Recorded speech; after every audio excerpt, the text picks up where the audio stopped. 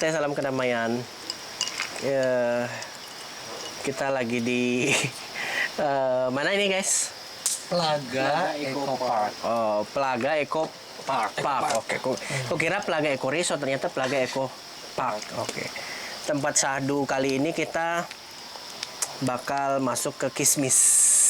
Kemarin kan kita udah ngomongin tentang urban legend tuh di Kismis yang sebelumnya. Itu di Plaga juga kan? Plaga juga. Nah, sekarang kita ngomongin tentang Kismis. Temanya adalah tahayul.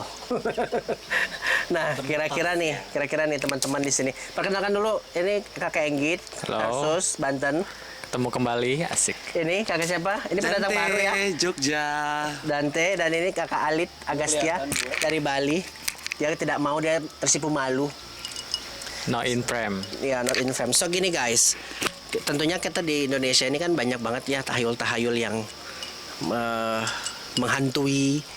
Terus kita hidup dengan tahayul-tahayul gitu. Contohnya kalau aku di rumahku kita nggak boleh. Ini contoh kecil aja ya. Kalau di rumahku itu kita nggak boleh naruh sapu itu ke bawah, harus ke atas gitu. Sebenarnya ada artinya sih. Nah, kalau kita itu contoh. Nah, kalau kita naruh sapu ke bawah, biasanya itu ngundang maling gitu. Kata orang tua zaman dulu. Ngundang hantu gitu. Padahal sebenarnya mungkin sapu itu ditaruh ke atas supaya pada saat nanti ada orang yang mau berusaha masuk, dia jatuh bikin alarm bunyi yang kebayang punya. Jadi penjelasan logisnya kan begitu. Tapi pasti ada aja yang dikaitkan dengan tahayul-tahayul. Nah, kalau di tempat Kak Enggit, contoh-contohnya apa? Contoh-contohnya paling ya, kalau yang paling sampai sekarang masih dilakukan adalah kalau ibu hamil ya. Biasanya ibu hamil tuh suka disuruh bawa gunting, terus paku-pakuan, peniti gitu. Bawa yasin.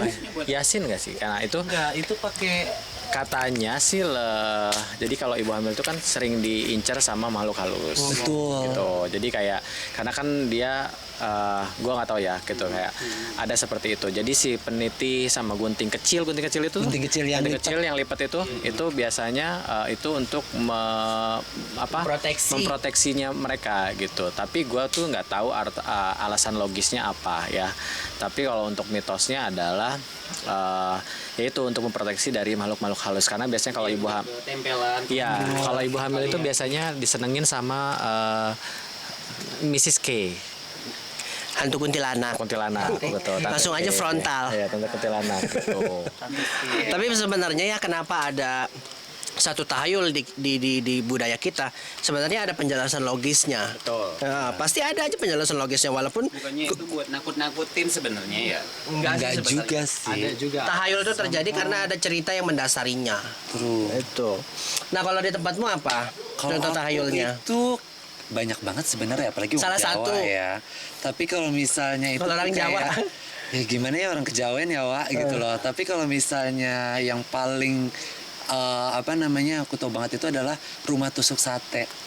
oh ya, di persimpangan ya. Yang benar-benar dia tuh antara di tengah-tengah persimpangan 3 jalur itu ya kan, dia ada di pucuk itu. Kata orang itu kalau ditinggalin panas. Apa sih? Entah, panas. Pokoknya katanya hawanya panas. Seperti panasnya api unggun. Embarkasi itu dia kan. Gitu loh. Tapi kalau misalnya buat bisnis, katanya bagus. Gitu ya. Katanya. Ternyata mitos kita di Kalimantan beda-beda, tapi mirip ya, kayak mirip tapi beda. Oke. Nah, kalau di Kalimantan itu orang yang tinggal di rumah tusuk sate area gitu, rumah tangganya gampang bertengkar. Iya. Iya. Karena panas itu Panas. kan. Iya, itu dia. Tapi ya itu orangnya biasanya kaya. Tuh. Memang begitu. Nah, aku dulu pernah punya rumah di tusuk sate di Balikpapan. Benar, tapi iya. Kerja juga tusuk sate itu, that's why mereka Nggak bisa, tempat kerjamu bukan tusuk sate. Kalau tusuk sate itu benar-benar ini kayak persimpangan. Kamu ngeblok. Gitu. Harusnya ada perempatan, tapi keblok sama dirimu. Tapi penjelasan logisnya yang menurut aku, kalau rumah tusuk sate itu memang ada aliran energi yang masuk ke situ. Oke. Nah, untuk menanggulangi rumah tusuk sate itu kita pasang aja kaca cembung. Kaca cembung yang ke dalam tuh, Oke. supaya pantulan energi yang mau masuk ke rumah itu nanti keluar. Itu sih. Oke. Tapi memang itu benar. Sebenarnya bukan mitos. Itu memang ngomongin tentang energi. Iya, iya, rumah Alright, sepupuku juga yang Kalau di kemarin Bali gua apa? Enggak sih, rumah sepupuku juga yang kemarin juga kan energinya itu kan kayak tusuk satu juga sih dibilang, sampai sama dia itu cuman dimilikin 2 tahun, habis itu dijual. Iya. Dijual. Kalau di Bali nih apa mitos-mitos yang beredar? Kalau di Bosan Bali- di kampung lu deh gitu. Iya di kampung lu. Dekatin mulutnya itu mic-nya. Gue sih nggak pernah dari kecil sih, memang nggak terlalu, cuman palingan kalau dari orang tua gue ya, kalau lagi keluar gitu ya siang bolong kayak pukul 12 gitu kita ganjil, nama gue tuh dulu biasanya nyuruh itu, suruh bawa kayu satu biar genap katanya. Gue juga nggak tahu itu benar apa enggak. Mungkin pengganti badanmu ya jadi tumbal gitu. Nggak tahu, cuman kalau kita udah keluar nih rame-rame ganjil gitu kan, nggak harus bertiga gitu kan, misalkan berlima. Nah, Kalau kayak gitu biasanya terusin. Nah jadi satu orang itu yang nggak dapat pasangan pasti megang kayu, disuruhnya megang kayu. Jadi kita keluar kadang-kadang megang kayu, megang batu. Ada aja sampai kan sempet kecil itu aku sampai kemasukan ke saku. Pas dicuci itu ada batu masih, karena memang disuruhnya itu nggak boleh. Pernah nggak tahu alasannya apa? Kenapa? Kalau alasannya nanti diumpetin sama Medi katanya. Kalau lo jalan sendiri nggak ada temennya. Berarti itu termasuk mitos yang belum tentu benar gitu ya. Jadi cuman ya kita lakuin ya sampai sekarang pun kalau ponakan-ponakanku keluar gitu ngambil, bawa kayu satu atau nggak bawa batu taruh di saku gitu. Ternyata banyak juga ya mitos-mitos kita ya di Indonesia nih. Bisa kayak nggak kehitung. Kalau di Kalimantan sendiri juga sebenarnya yang kayak kakak Inggit bilang itu, bawa gunting sama silet, kaca, jarum. Terus kadang kita juga bawa ini Kak Inggit, apa namanya? Bulu landak. Oh iya. Bulu landak. Nah, itu sebenarnya untuk memproteksi si ibu yang hamil terhadap kuyang. Gitu sih. Kalau menurut gue ya, kalau agak mirip-mirip juga sama si Alit ini, kalau yang kita harus bawa sesuatu kalau kita ganjil ya, karena ada mitosnya juga kayak kalau di tempat gue itu kayak nanti suka ada yang menggenapkan. Iya. Oh, jadi nanti kayak ada yang ngisi gitu ya. Ikut gitu. Ya, Jadi kalau astaga. misalkan kita bertiga nih, nanti tiba-tiba kita ada berempat. Nah, berempat itu bukan manusia. Gitu. Tapi sering pernah kejadian. Pernah kejadian sering. Ceritain Biasanya dong. kalau itu pernah kejadian waktu zamannya, balik lagi, gue tuh sering banget kejadian pas pramuka. Kenapa Kalau sih? zaman dulu. Ya, Kenapa gua sih? nggak tahu ya, itu Harus event-event itu terjadi Nah. pada saat pramuka. Dulu kan pramuka itu kalau ada apa namanya pelantikan gitu, kita keliling ke kita pasti harus ada satu tempat Jurik di kuburan, mana? jurik mana di kuburan gitu, ambil kacu atau apa gitu kan. Nah, itu nggak boleh cuma satu orang, nggak boleh 3 orang, harus berdua. Karena pernah kejadian satu orang itu dia ada yang ngajak ngobrol. Ada yang ngajakin ngobrol. Iya, ada yang ngajak ngobrol dan ada kayak dia ada yang nemenin gitu loh. Jadi orang yang di belakang itu ngelihat dia berdua jalannya. Oh, betul. Gitu loh. Jadi makanya nggak boleh kayak gitu. Banyak yang terjadi gitu. Jadi ada yang mengenapkan, ada yang menemani. Iya, betul. Pas kecil itu gue kalau misalkan ke pantai nih, kita jalan di pantai ya, terus kan nggak ada kayu kan. Iya. Gue kadang-kadang bawa batu. Nah pulang itu batunya itu sampai ke bawah ke saku. Serius. Gue kadang-kadang mak gue nyuciin baju gue, ini kenapa bawa batu? Tadi kan habis main di pantai, gue bilang gitu kan, rame-rame berlima, jadi kurang satu, ya udah bawa batu. Gitu. Lu nggak ada temennya berarti, digituin gue. Kasian ya. Ya, kita nggak usah ngomongin Indonesia deh, Bali aja pasti banyak banget kan mitos-mitos yang beredar Banyak gitu. banget kalau di Bali, cuman kan aku Coba juga nggak. Kalian tahu nggak satu mitos yang di Bali ini yang mungkin kita harus, yang kita pernah dengar, pernah nggak kamu kira-kira? Misalnya klakson ya. Ya, ini juga banyak pertanyaan orang-orang ya, kenapa kita harus klakson di tempat-tempat yang ada pelinggihnya, jembatan, pohon, itu kenapa? Ini jawab orang Bali. Iya kan sebenarnya apa ya? Aku sih dulu mikirnya ya kalau sebelum ketemu sama si Mbah ya, maksudnya gue pikir karena tempat itu angker gitu kan. Jadi kita maksudnya biar kalau kita kan mata kita sebagai orang awam yang Orang nggak biasa, bisa ngelihat ya, gitu, siapa tahu ada orang lewat. Jadi pas kita tiba-tiba nyebrang atau bawa sesuatu agak kenceng, orangnya minggir, karena kan kadang-kadang sering juga kita jumpai orang-orang tiba-tiba jatuh di jalan lurus padahal nggak ada lubang, nggak ada apa-apa. Itu logikanya. Logikanya ke situ. Cuman setelah gue ketemu sama Mbak, gue sering denger dia, jadi memang energi.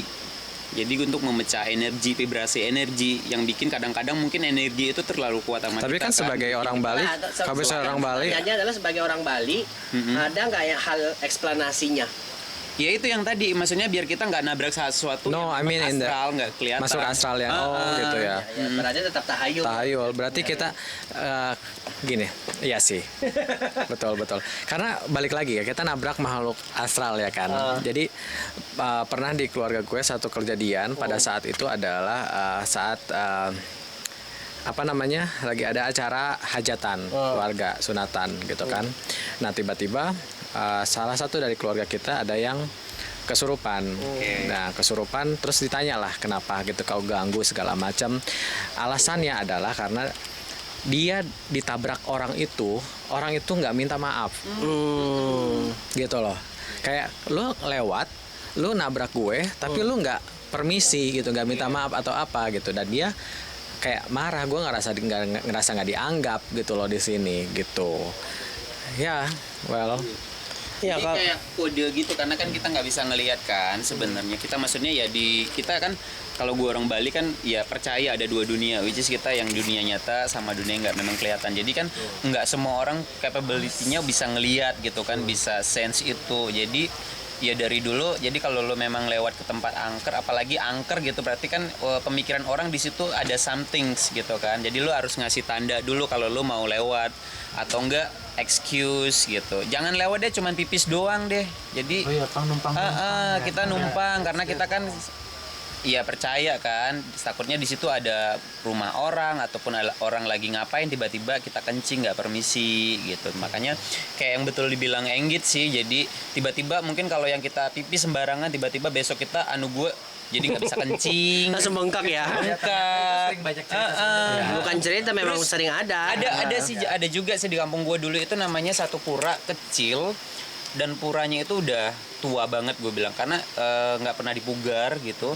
Jadi gue sering main lewat, itu udah diwanti-wanti sama mama gue, kalau lewat pura itu lu jangan ngelempar sesuatu ke semaknya. Dia bilang, kenapa emangnya? Bilang iya nggak boleh. Nah itu sebenarnya gue nggak tahu, jadi sempet gue ngelempar, besok gue kaki gue itu biru, gue nggak tahu kenapa. Jadi bukan gue doang, jadi teman-teman gue juga nyoba kan, mastiin kayak ngelempar kayu. Kadang-kadang besok mungkin ya di situ ada yang kena ya bagian tangan, jadi tiba-tiba bagian tangannya yang besoknya biru, kayak dibalikin gitu loh. Ini lo ulah lo semalam gue bikin gue memar, jadi gue memarin lu deh gitu. Kayak gitu sih kalau di kampung gue. Terus sama, nggak tahu yang ini mitos apa nggak, cuman sebagian besar itu kayak benar sih ya. Kayak kemarin ini kejadian sama kakak gue juga, dia merit. Nah kalau di merit orang Bali itu kan ada upacaranya agak banyak ya. Jadi ada yang namanya lu nendang batok, apa sih, batok kelapa yang udah dibakar. Nah itu harus diambil sama keluarga lu abis ditendang. Jadi once kalau itu bisa diambil sama orang, nah itu bisa, bukan keluarga lo yang nyimpen, jadi itu bisa dipakai sama orangnya buat kayak yang enggak. Dan biasanya sih orang itu habis nikah susah banget punya anak, dan bahkan sampai ada yang bener-bener nggak punya anak. Itu kan mitos kepercayaan orang Hindu kan. Cuman gue juga kalau ditelaah, maksudnya kadang-kadang kan orang dulu nikah, kok nggak punya anak gitu. Oh iya, belum rezekinya. Kadang-kadang kan orang bikin jawabnya males gitu ya, karena kan itu personal. Kadang-kadang dulu sih iya, kadang-kadang ada yang bilang iya sih dulu kalau nikah istilahnya kan sambuk ya namanya kalau bahasa Bali. Sambungnya itu diangkat sama siapa gitu. Nggak tahu, mungkin diambil sama orang gitu. Nggak tahu mitos apa enggak, cuman sebagian besar kalau memang keambil sama orang, rata-rata yang gua tahu itu ya jadi nggak punya baby gitu. Karena kakak gue juga kayak gitu.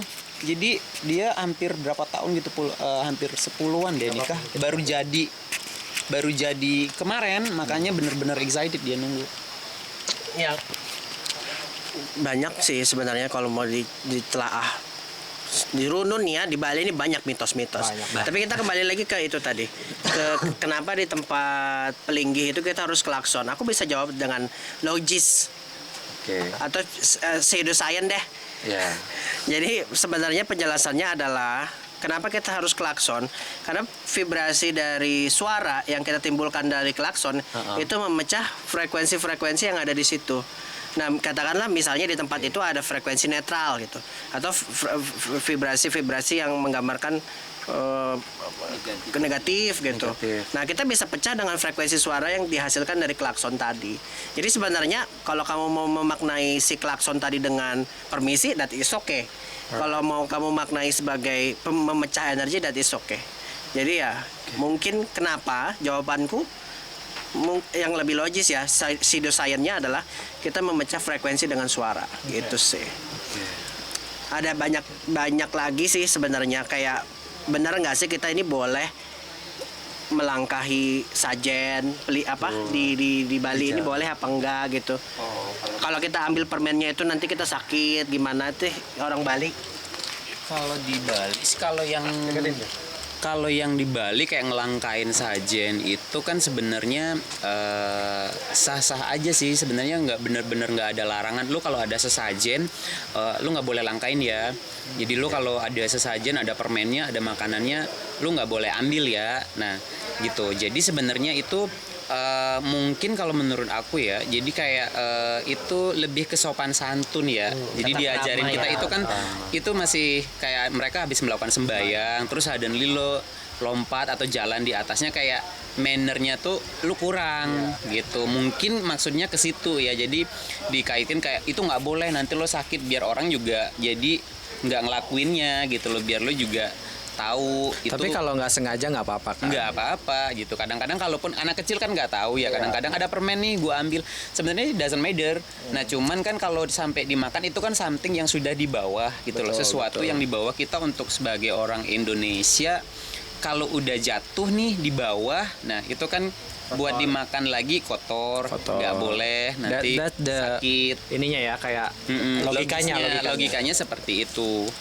Gitu, cuman kan karena beberapa case juga kadang-kadang anak kecil kan mereka nggak tahu, tiba-tiba nemu permennya gue dimakan, ya mereka it's okay, fine aja gitu. Cuman kalau makin gede mereka dikasih tahu nanti kan, oh iya benar juga, iya sebenarnya itu memang nggak sopan aja kalau gue lompatin gitu. Apalagi kalau nemu di bawah itu sampai dimakan, itu kan udah buat disembahkan. Karena kan di logikanya lagi itu sama di Bali kan kita percaya kayak yang makhluk astral atau dunia lain itu ada.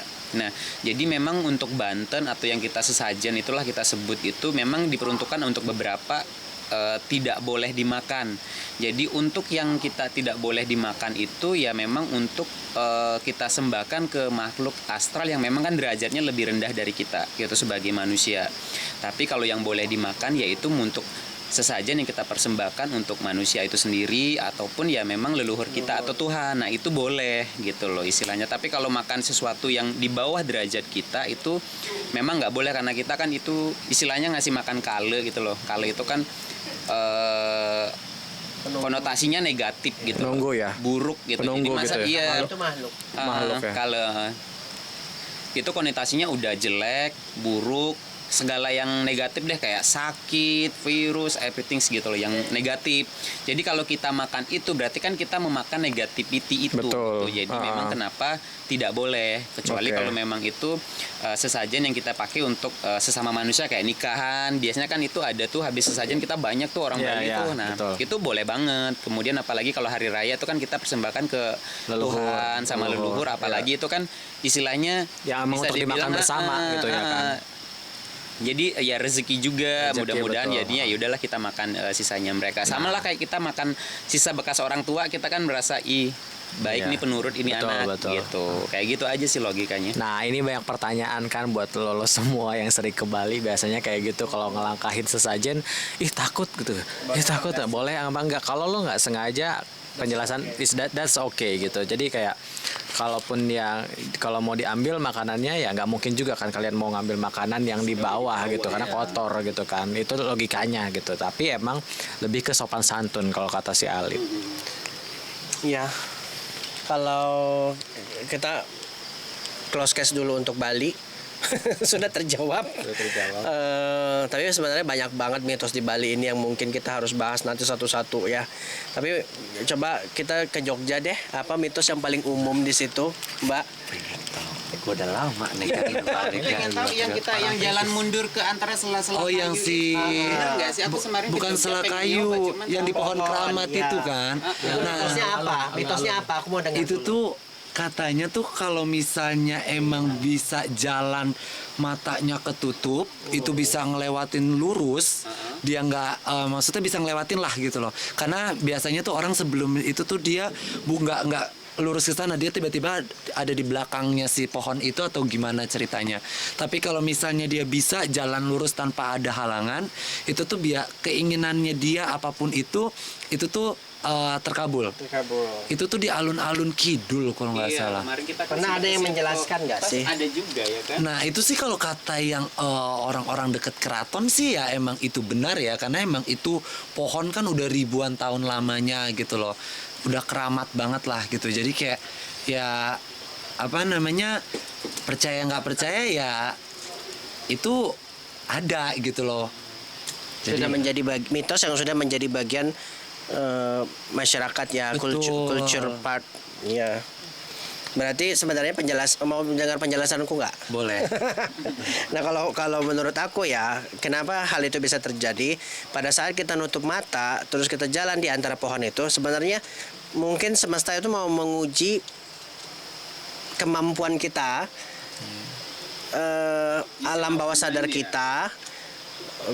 Intinya mau menguji intuisi kita, mampu nggak kita ngelewatin ini gitu, dengan meraba dengan indera kita.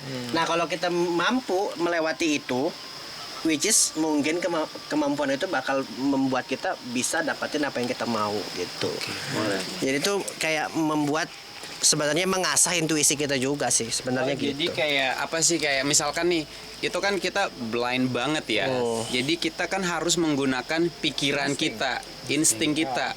Kok Jadi intuisi once sih sebenarnya. intuisi ya. Jadi once kita benar-benar bisa jalan, berarti kan kita sudah bisa mengontrol mind kita benar-benar sangat baik ya. Betul. Jadi ya benar juga sih ya, kalau kita menerapkannya dalam hidup, terus kita bisa mengontrol mind kita untuk melakukan sesuatu yang bagus, ya kita kan bakalan jadi orang ya. That's why keluar wacana lu bisa menjadi orang apapun yang lu mau. Iya. Kalau lu bisa, karena lu otak lo itu, lu jalan tutup mata aja lu bisa fokus lurus. Jadi setiap lo melakukan fokus apapun itu lu bisa achieve. Iya, tapi Mungkin ke mitosnya situ kali ya. kalau mitosnya karena di situ kalau nggak salah ada penunggunya ya. Karena kan aku juga pernah tinggal di Jogja, aku pernah bertanya sama orang-orang di sana gitu. Jadi kayak di situ tuh ada si penjaganya gitu. Jadi penjaganya itu yang menguji gitu orang itu gitu. Itu layak apa enggak gitu. Jadi kalau misalkan, makanya kenapa orang mencoba, nggak pernah ada orang yang bisa lurus sampai lurus katanya ya. Apa nggak, aku nggak tahu ya. Tapi mungkin aku dengarnya kayak jarang banget yang ada yang pernah bisa sampai lurus gitu. Selalu belok karena itu dibelokin sama yang di situ, energi yang di situ katanya. Iya.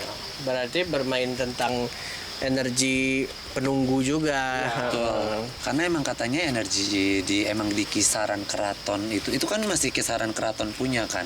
Dia pun energinya dia tuh emang kenceng gitu loh. Jadi kayak ya I don't know ya gitu loh, kayak ya emang di sana itu kenceng aja berasanya gitu loh. Tapi ya Agak mistis gitu kalau masuk ada keraton gitu ya. ya itu dia.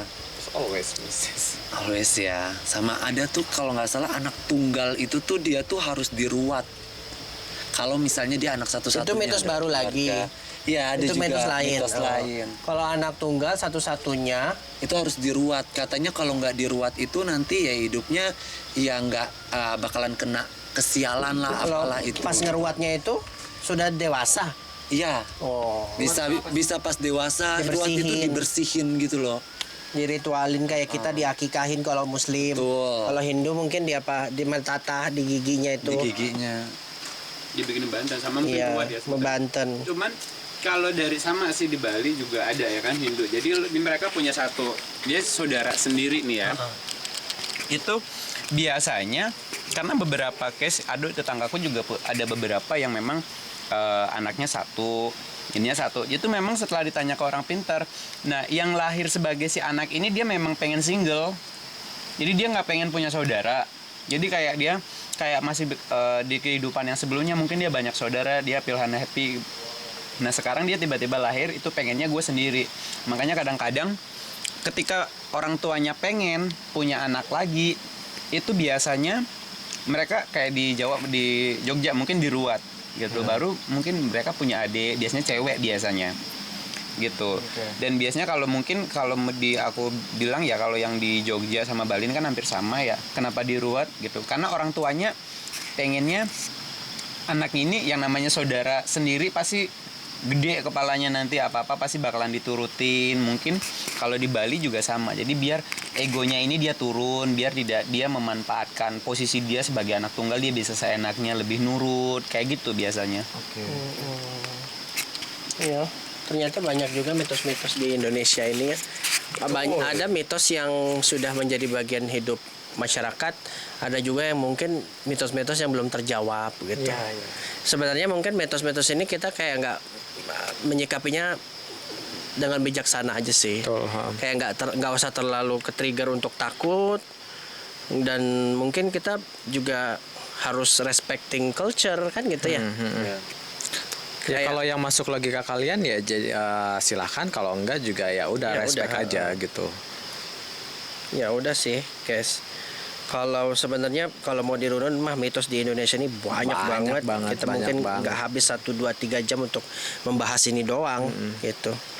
Kayak ini loh, ada tuh yang mitos kalau lu buang air panas, ya kan, kalau ke selokan atau ke tempat ke wastafel, itu lu nggak boleh buang air panas. Serius? Iya, jadi mitosnya adalah karena biasanya adalah keluarga jin itu tinggal di lubang, biasanya di lubang-lubang. Tempat kotor lah. I don't know, lubang kayak lubang semut atau apa gitu, kayak gitu.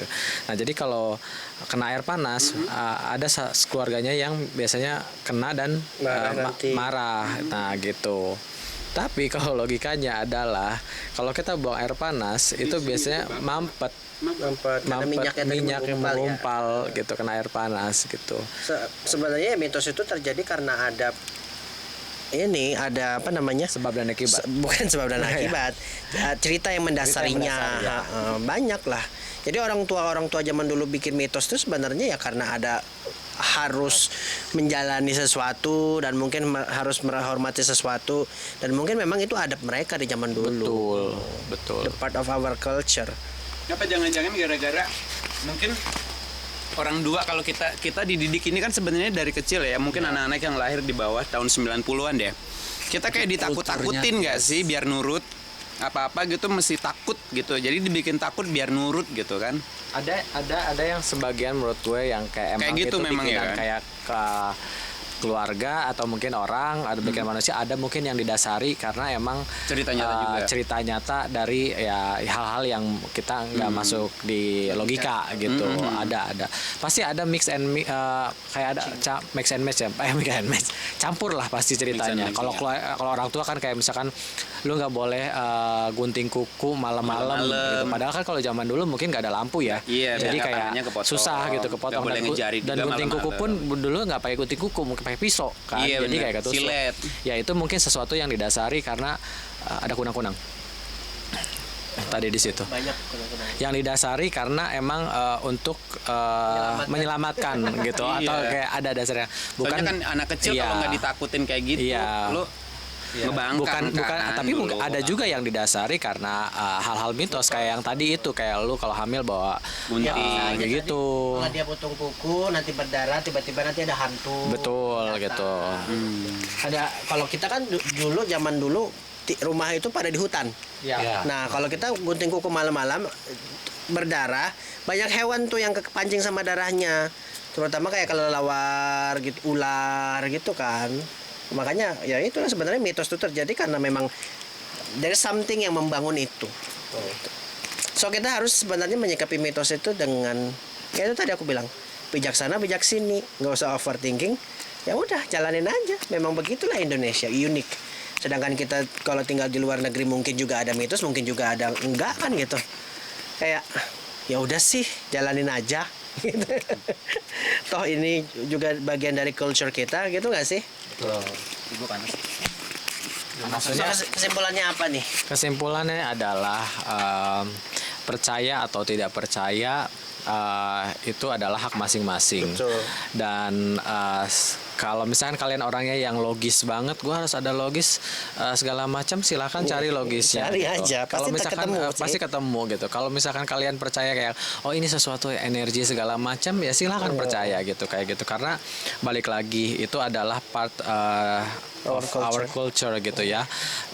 Suka tidak suka, mau tidak mau itu ada dalam diri kita gitu. Jadi itu adalah bagian dari kita mitos itu. Jadi kayak hargailah gitu. Tiap daerah pasti punya mitos yang berbeda ya Pak. Betul. Jadi kayak dimanapun kalian gitu berada gitu ya, hargai mitos-mitos setempat gitu.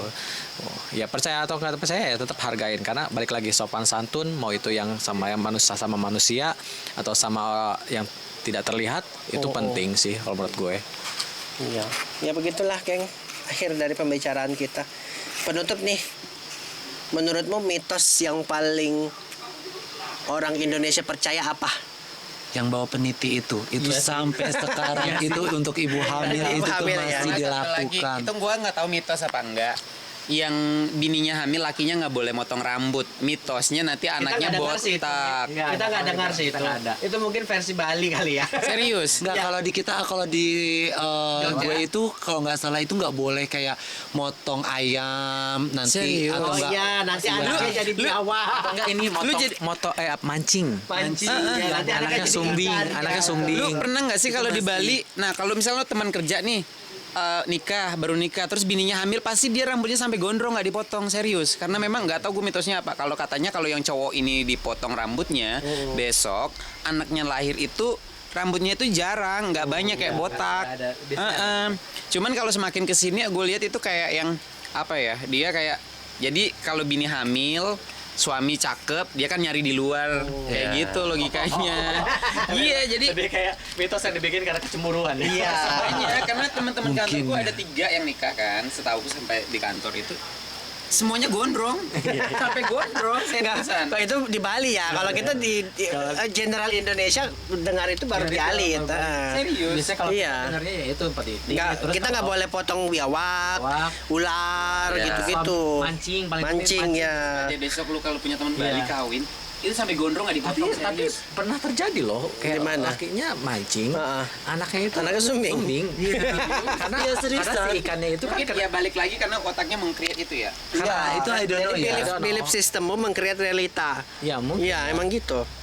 ya Kamu menarik apa yang nggak ada jadi ada gitu. betul. Ya udah itu ya tadi banyak banget mitos-mitos, kalau mau di ujung runun dari ujung ke ujung nggak akan sampai nih, nggak akan habis waktunya, kita nggak punya waktu yang banyak. Udah Nanti tutup keluar lagi satu nih. Oke, mungkin kita akhiri aja dengan dengan pembahasan kali ini. Intinya kalian perlu respect culture di mana kalian berada, mau mitos apapun itu jalanin aja. Kalau percaya silahkan, nggak juga nggak apa-apa. Yang penting nggak merugikan kalian aja sih gitu. Ya sekian dari aku. Terima kasih teman-teman udah jadi bagian dari konten kita di Kismis malam hari ini di Argo apa namanya ini? Plaga Eco Park. Oke. Kita pamit. Thank you. Namaste. Salam kedamaian. Bye bye from now. Itu kadang-kadang kok terang banget ya. Itu bukan kunang-kunang. Tolong matiin gitu. Tadi yang terbang yang